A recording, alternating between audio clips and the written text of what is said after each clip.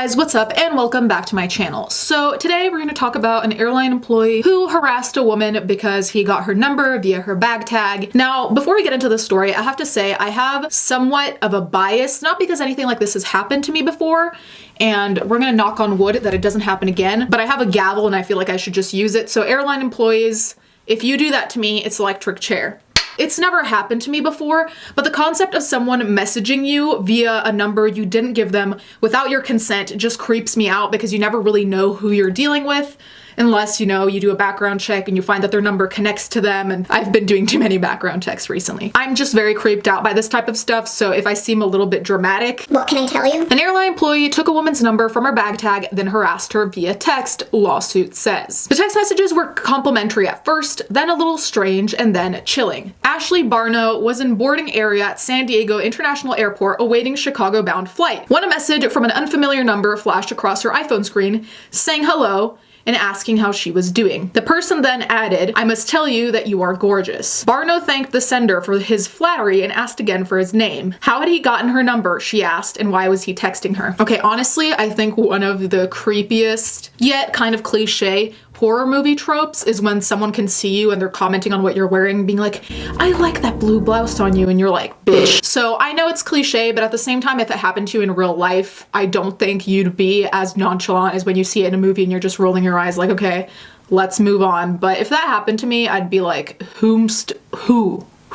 And also why? You guess, he told her, adding that he worked for American Airlines, which was operating the flight Barno was waiting to board. "I just saw you at the airport again," he wrote, telling her in a message, "You are looking very gorgeous in gray top today." I called it. This is why it's alarming, because they're commenting in real time essentially, and you have no fucking idea, especially in an airport. It's so crowded. It's not like you're in a little coffee shop that has like 5 people in it and then there's the weirdo in the corner being like...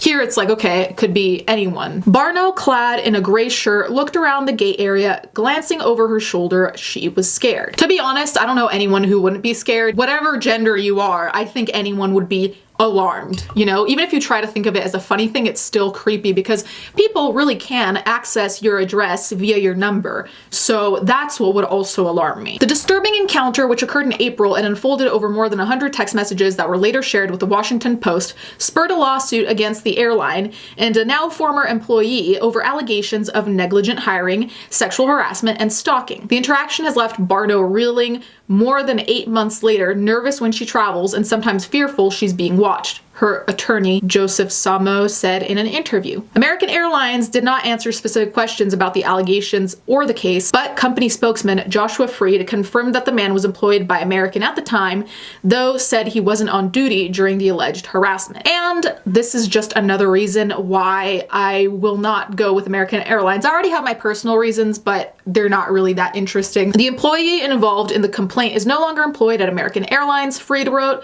"American Airlines takes the privacy and safety of our customers seriously. We investigated the allegations and took appropriate action." Barno says the messages continued even after she got on the plane. "This is weird," she wrote to him.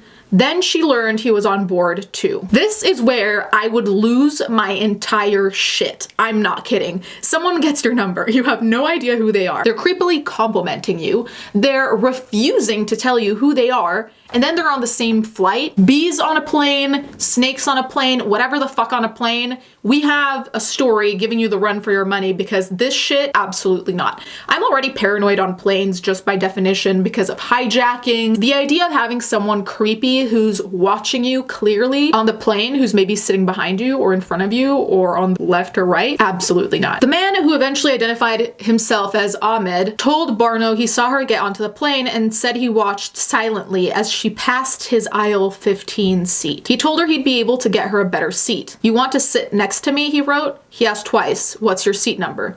He told Barno he'd like to chat the whole flight, then sent another plea, "Will you join me? I have 2 seats open next to me." During their back and forth, the sender initially claimed that Barno had given him her phone number, but when she pressed him, he wrote, "Honestly, I got it from your bag tag." Barno, whose luggage was affixed with a tag listing her name, number, and address, responded, "Not okay, not cool." I do have to say that the pleading would definitely make me more concerned because it clearly seems like there's, I don't want to say an obsession, but a bit of a fixation. If someone's like, "Please come sit next to me, please, I have seats open, please," it's like, okay, what is going on? The fact that he took it off her luggage is just so shitty, because the reason that people put that there, obviously we all know, is if your luggage is lost, okay, fine.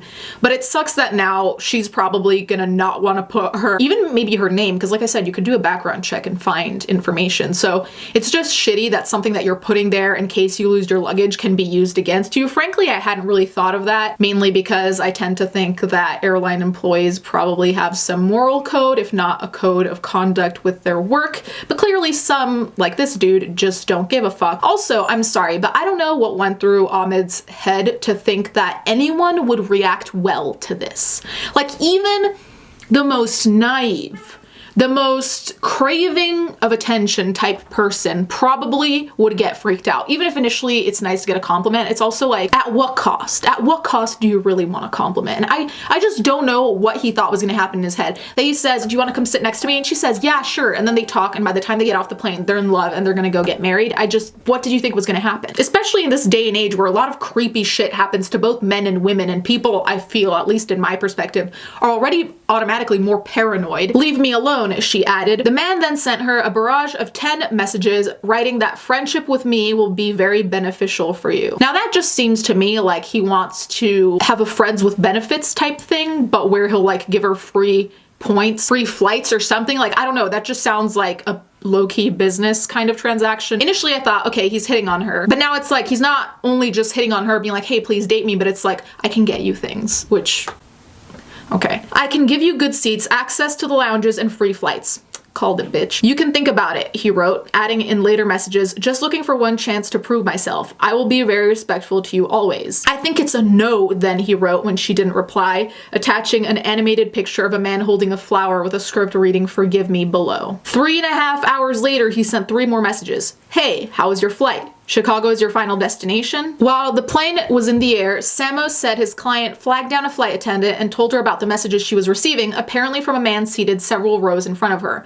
Barno was in tears and the flight attendant was kind, Samos said, making sure the two were seated in different parts of the plane and checking in frequently. Honestly though, bless this flight attendant for being there and being understanding and being kind, because I definitely feel like that probably made a big difference. And actually, one thing I did want to say that I don't say enough is that a lot of people who have jobs that you might not necessarily associate with danger, like I think about this with bars, I think about this with restaurants, now with airlines as well, but there are a lot of times where I've read articles about people, you know, being on a bad date where the guy's being creepy or the woman's being creepy and they pretend to order a drink at the bar, but they actually tell them, hey, you know, like I don't feel comfortable, and then the bartenders look out for them or servers look out for them, or they'll call the cops for you. I really think that's a really underestimated part of having a job that in some ways is customer service or at least deals with people. So props to the airline attendant, because yikes. When they touched down at Chicago O'Hare International Airport, what looked to be security guards escorted the man off the plane, Samos said.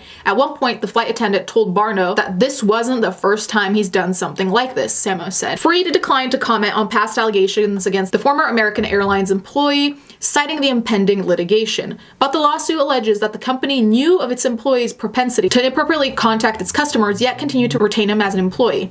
American Airlines did not do a sufficient job in hiring and supervising employees to keep its customers safe from sexual harassment and stalking, states the complaint, which was filed last week in a San Diego division of California Superior Court. It says the man did not stop contacting her for a long period and also sent her sexually suggestive images. So listen, I wanted to give American Airlines the benefit of the doubt because, you know, as much as you vet someone, there's some people who look squeaky clean and then end up being weirdos on the DL. So, you know, I understand that it's not black and white and not every fucking weirdo is gonna already be on the sex offender registry or whatever the case may be. Some weirdos just get away with it. But I have to say, it's particularly disappointing to me that they wouldn't do anything. Just knowing that an employee tends to be inappropriate, that should be enough. Like, what are you waiting for him to do? To assault someone to decide, oh yeah, this guy shouldn't be hired? I just don't understand why you'd even give someone like that a second chance, because why would they change if you're just gonna let it go? You know, like if you're gonna keep letting them do things and you're not even gonna scold them or tell them off or tell them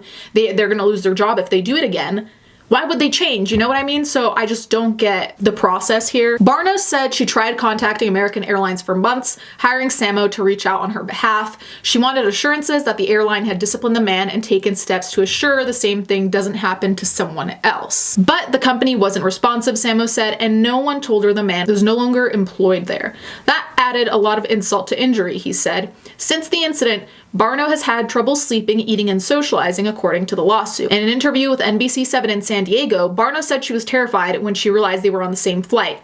Just knowing that he knew what I looked like and that we were in an enclosed plane and there's no way out, like, really, really scared me. Honestly, I don't blame Barno for being afraid, you know, because I really do think that once there's one person that puts that kind of seed of doubt and paranoia in your head, it's really hard to kind of get past that. And granted, I've not gone through the exact same thing, but I have had interactions with a few people at this point who have really made me extremely paranoid about who I have around me because of things they've done. And it's really hard to get past that because yes, the reality is, yes, I realize that not everyone's a piece of shit.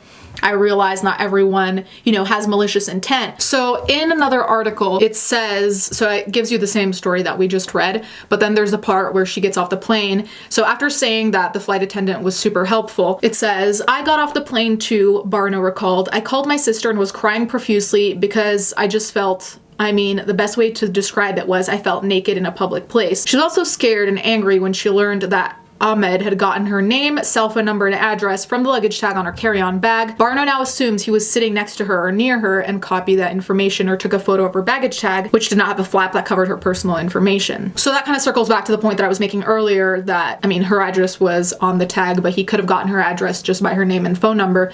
So I think that aspect is what makes it scarier because it's not only this person clearly doesn't understand how to appropriately interact with people, but there's also the fear that until he's, you know, arrested or whatever the case may be, the fear that he's in your area, if not right in front of your apartment or your house or whatever, that he's just lingering. And I think that would also make me scared to leave the house because if there's someone who clearly doesn't understand your need for your own privacy, the appropriate way to interact with people, the social cues, and maybe understanding that no means no, you just don't know who you're dealing with. You don't know if they're mentally stable. This person could have a record for all you know. This person could be an abuser. This person could have done anything. And while that may seem like an extreme jump to some people, to me that's not really, because if someone shows a lack of understanding of consent generally and what's appropriate and inappropriate, I think my brain starts to spiral. I don't know about other people, but I'm just happy she's okay. And I really hope that this guy gets some kind of therapy or something to make him realize that this behavior is not appropriate and he's not gonna be able to keep any job if he keeps doing this. Thank you guys so much for watching. Thank you to my patrons as always, and I'll see you guys next time.